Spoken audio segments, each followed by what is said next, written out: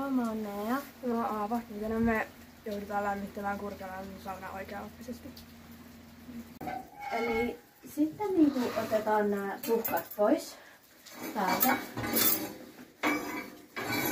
Ja sitten nämä tuhkat viedään tuonne Kurkelan saunan takana olevaan tuhkalaatikkoon.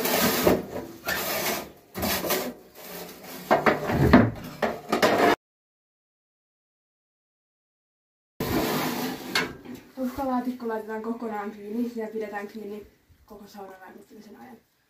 Hae kuivat puut liiteristä ja pilko saman verran tilalle.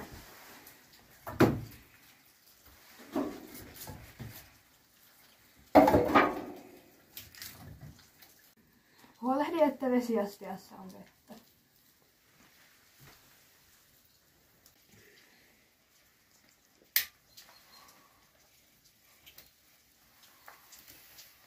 Sytytä tuli ja vahdi, että se syttyy kunnolla.